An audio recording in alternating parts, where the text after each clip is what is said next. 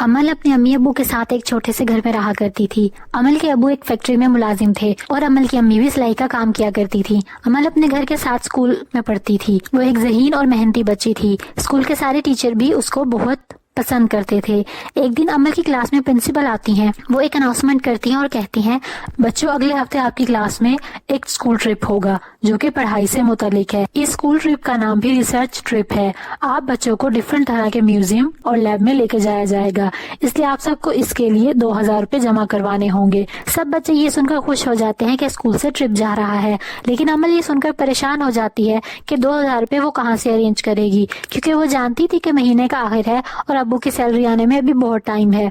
लेकिन अमल सोचती है ये ट्रिप पढ़ाई से मुतालिक है और जाना भी जरूरी है।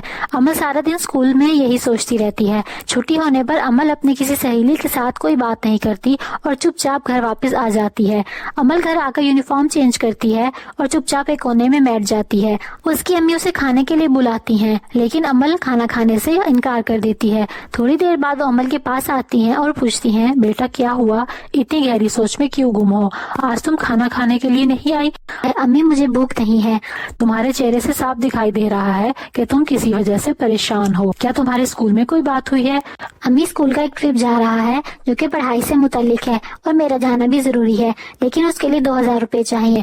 अमल की अम्मी ये सुनकर खामोश हो जाती हैं। कुछ देर बाद जवाब देती हैं, बेटा परेशान ना हो, तुम्हारे अब्बू आज शाम घर वापस आते हैं तो मैं उनसे बात करती हूँ। अम्मी अब्बू के पास इतने पैसे नहीं है, इन्हें तो सैलरी भी नहीं मिली अभी। अब्बू मेरी वजह से परेशान हो जाएंगे। बेटा ये सब बातें आपकी सोचने की नहीं है, तुम सिर्फ पढ़ाई पर ध्यान दो। तुमने अपने माँ बाप का नाम रोशन करना है। पैसों की टेंशन मत लो, तुम्हारे अब्बू और मैं कहीं ना कहीं से अरेंज कर देंगे। चलो उठो और अब खाना खाते हैं।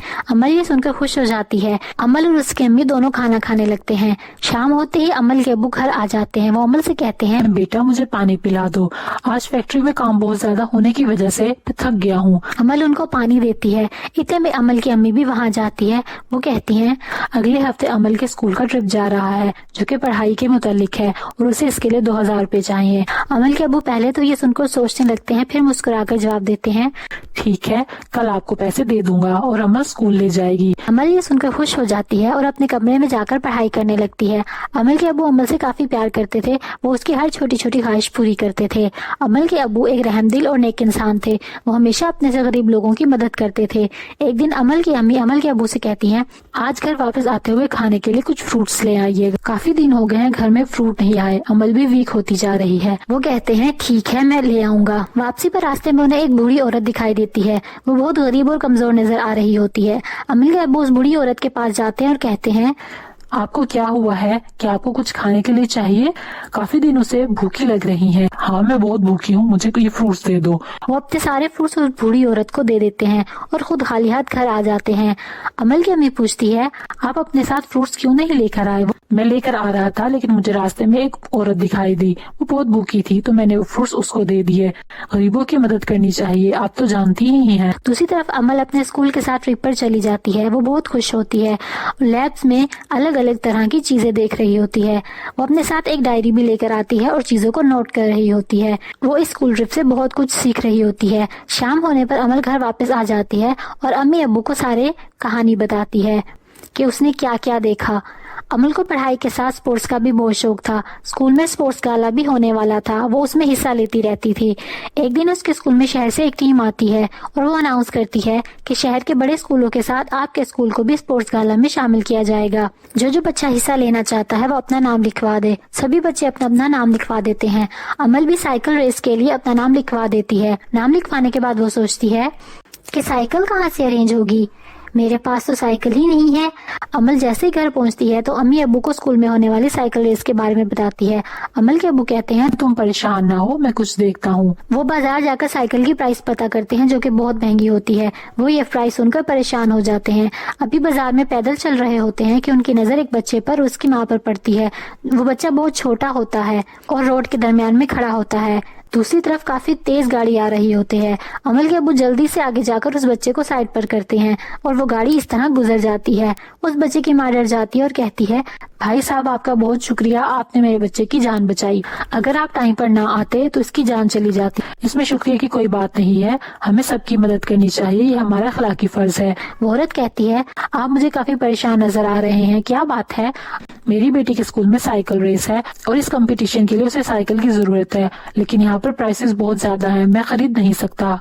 मेरे घर में 2 साइकिल मौजूद हैं, अगर आप चाहें तो एक ले लें। अमल के अब्बू उसकी बात सुनकर खुश हो जाते हैं और साइकिल लेने के लिए उस औरत के साथ उसके घर में चले जाते हैं। वो साइकिल लेकर जैसे ही वापस आते हैं तो अमल साइकिल देकर बहुत खुश होती है और कहती है, आप इस दुनिया के सबसे अच्छे अब्बू हैं, आप मेरी हर जरूरत फौरन पूरी कर देते हैं। अमल फिर साइकिल को देखने लगती है। इतने में अमल की अम्मी पूछती है, देखने में ये साइकिल काफी महंगी लग रही है, आपके पास इतने पैसे कहाँ से आए? अमल के अब्बू रास्ते में होने वाला सारा वाकया उनको बताते हैं। ऐसे ही दिन गुजरते रहते हैं। कुछ दिनों के बाद अमल की अम्मी की सालगिरह होती है। अमल के अब्बू उन्हें आइज बंद करने का कहते हैं। जैसे ही वो अपनी आंखें ओपन करती हैं तो उनके सामने केक और फूलों का गुलदस्ता होता है।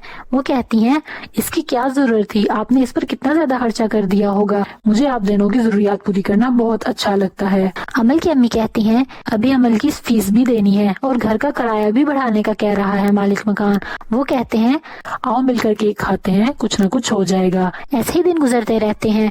वो हंसी खुशी जिंदगी गुजार रहे होते हैं, लेकिन एक दिन अचानक फैक्ट्री से कॉल आती है कि अमल के अब्बू पर भारी मशीनरी गिर गई है, इससे उनका इंतकाल हो गया है। ये सुनते ही अमल की अम्मी दौड़ी हुई फैक्ट्री जाती हैं। वो दोनों जोर जोर से रोने लगती हैं। अमल कहती है, मेरे अब्बू इस दुनिया से चले गए, अब हम अकेले कैसे रहेंगे? वो तो मेरी हर जरूरत का ख्याल रखते थे। कुछ दिन गुजरने के बाद मकान का मालिक भी उन्हें घर से निकाल देता है। अब उनके पास रहने का कोई ठिकाना नहीं होता। वो सड़क पर पैदल चल रही होती हैं। सामने अचानक एक गाड़ी आती है, अमल की अम्मी को जोर से हिट कर जाती है। वो सड़क पर गिर जाती हैं और उनके सर से खून बह रहा होता है। अमल ये देखकर परेशान हो जाती है और मदद के लिए पुकारने लगती है, लेकिन कोई भी उनकी मदद करने के लिए आगे नहीं आता। अमल जल्दी से एक रिक्शे को रोकती है और उसमें अपनी अम्मी को अस्पताल ले जाती है। डॉक्टर उनकी मरहम पट्टी करते हैं। डॉक्टर अमल से कहता है, इनकी फौरन सर्जरी करनी पड़ेगी, आप जल्दी से बिल जमा करवा दें। ये सुनकर वो परेशान हो जाती है और सोचती है, मेरे अब्बू मुझे छोड़कर चले गए, कहीं अम्मी को भी कुछ ना हो जाए। वो काउंटर पर सर्जरी का खर्चा पूछती है। वो उन्हें 5 लाख बताते हैं। अमल कहती है, हम गरीब लोग हैं, हमारे पास इतने पैसे नहीं हैं। वो उनसे कहते हैं, अगर आप पैसे जमा नहीं करवाएंगे तो ऑपरेशन नहीं होता। वो बाहर सीढ़ियों पर बैठकर रोने लग जाती है। अचानक उसे आवाज आती है, बेटा तुम्हें क्या हुआ, तुम क्यों रो रही हो? अमल हैरानगी से इधर उधर देखती है, उसे कुछ भी नहीं दिखाई देता। जब वो गौर से देखती है तो वो सामने उसका वही रिक्शा खड़ा होता है जिसमें वो अपनी अम्मी को हॉस्पिटल लेकर आई थी। वो एक जादुई रिक्शा होता है जो उसके साथ बातें कर रहा होता है। अमल उसे बताती है कि उसे 5 लाख की अशद जरूरत है। जादुई रिक्शा अपने मैजिक से उसके पास 5 लाख रुपए रख देता है।